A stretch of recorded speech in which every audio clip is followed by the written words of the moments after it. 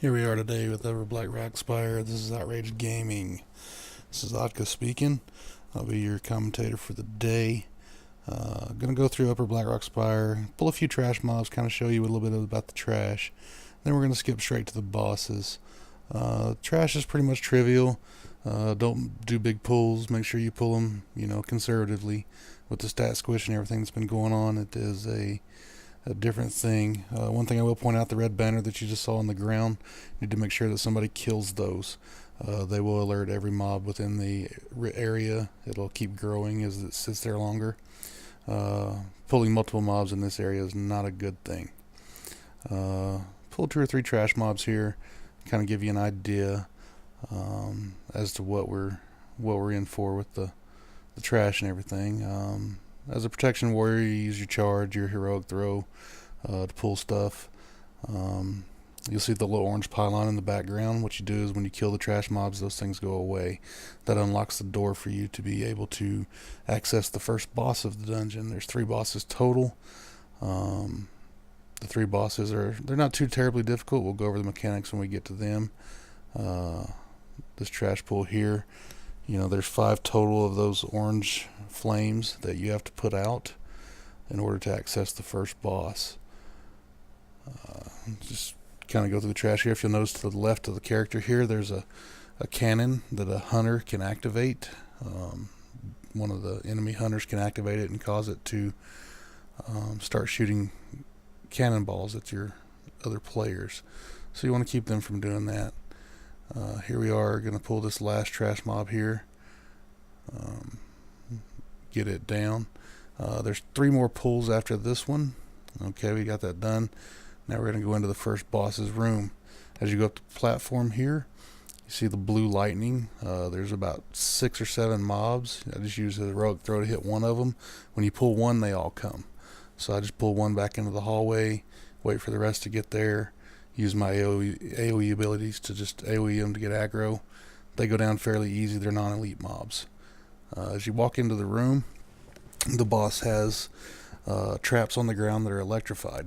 You click the traps to turn off the electricity. Once the electricity is turned off to all the traps, the boss will become accessible. Mechanics are pretty straightforward, pretty easy. He puts an AoE down on the ground here where we're standing that goes around and around the platform where he's standing. It's all magic abilities. So spell reflects, anti-magic shields, anything like that will work to ensure that you're able to mitigate as much damage as possible. As you fight him, he's going to get the little blue circle around him again, the lightning shield. He's going to activate one of the traps that we've already disabled. You have to jump down and disable that trap to make it to where he becomes hittable again. As you do that, it's a rinse and repeat, but as longer the fight goes, the more that he activates. He'll activate 2, 3, 4 of them. So it's kind of a DPS race. If you have slow DPS, chances are you're probably going to wipe.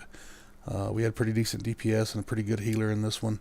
There's a lot of AoE damage and there's a lot of damage in general that goes out in this fight. So you want to be quick. You want to avoid the blue circle that's circling the platform. It does do a lot of damage. On this fight, we actually did lose a couple people. Towards the end of the fight, I think we had like 350k left when we lost a couple people, and it was mainly because they got down there and they were trying to undo the conduits and got hung up in the lightning circle there, and get hung up in the lightning circle and you die. The healer was actually one of the ones that we lost, so I used all my mitigation, shield barrier, shield block, mass spell reflect, anything I could to stay alive. I used energized regeneration to ensure that I stayed alive and the DPS could continue to DPS the boss down. As the boss dies, we loot him, we raise the dead, see the door open, we go into the next room. There's about 3 trash mobs before the next boss. As we get to the next boss, it'll be the boss and 2 smaller NPCs with him. As you'll see here in just a second.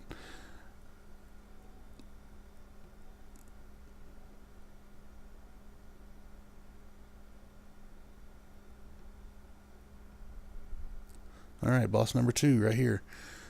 Heroic leap in, get aggro. The mobs on the left and right of the big guy in the middle, the boss himself, they will do a fire line as you can see on the ground there. You just move out of it, it'll erupt, and you can move back. The other guy does his. Now, the one thing about this boss is he has a very interesting mechanic where he does a target. He'll target a random player, and he'll begin to cast like that right there. So you interrupt that to keep him from charging the other players. If he charges the other players, he will one-shot them. So that has to be interrupted at all cost. He gets into phase 2. Phase 2 is like a acid form. He will start spitting acid onto the ground, makes acid puddles. You'll want to avoid those. Here he goes with the acid puddles now. Just avoid the acid puddles. Keep beating on the boss. Interrupt his fixate. Pretty much a rinse and repeat fight. Not a very hard fight. But once again, you just be cognizant of what's on the ground. Understand what you have to do. Interrupt what's interruptible. It's basic raid strategy 101. As a warrior tank, it was fairly easy to tank him. Mitigate whatever damage you can, and don't stand in green stuff. As we finish off this boss here, you're gonna go up back to the back here, and you'll go up and around through the rook, and you'll come up to the platforms and stuff. There'll be 8 or 10 trash mobs. Then we get to the final boss. Yep, the final boss, folks. The third and final boss. It's kind of a gauntlet. You jump down onto the platform here. Get down here.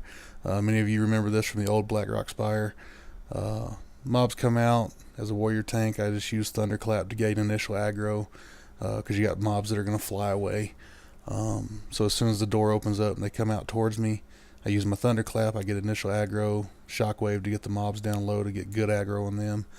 We complete the gauntlet. It's 3 to 4 waves, I believe it is.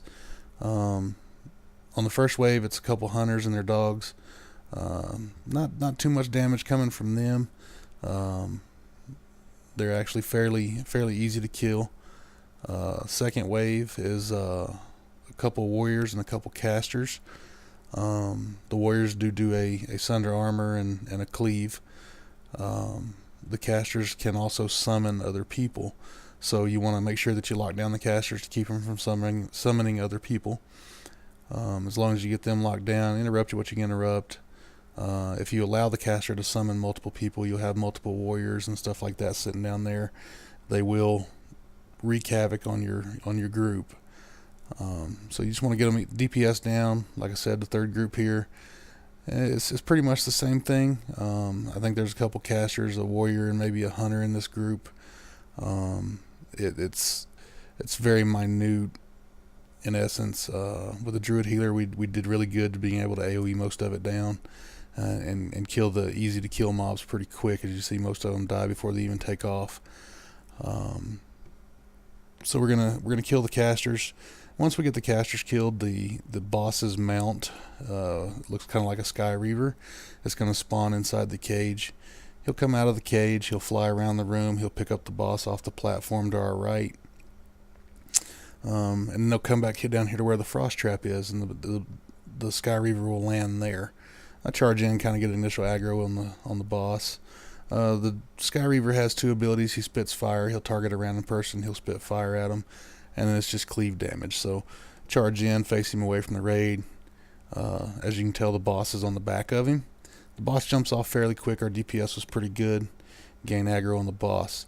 The boss has a couple different abilities. Most of his abilities, though, are at certain people. He's kind of like a warrior. He'll charge people. He'll throw a Ravager Axe, one of the talents that we're going to get at level 100. He'll throw them out at random people, and they'll be floating around the room in circles. And they just target random people, and they'll go towards those people. We just have to avoid those. As you can see, one coming into the view there. We just avoid the Ravager Axe to keep it from hitting you. It does do quite a bit of damage. The boss himself hits pretty hard. He's, use your mitigation abilities like we said before. But out and out, he's not a too terribly hard boss. It's kind of a rinse and repeat. You watch the Ravager Axes, use your mitigation cooldowns, and you're good to go. I hope everybody enjoyed the video. It's kind of the first attempt at making a a video with subtitles and everything like that. Thanks for watching Outrage Gaming.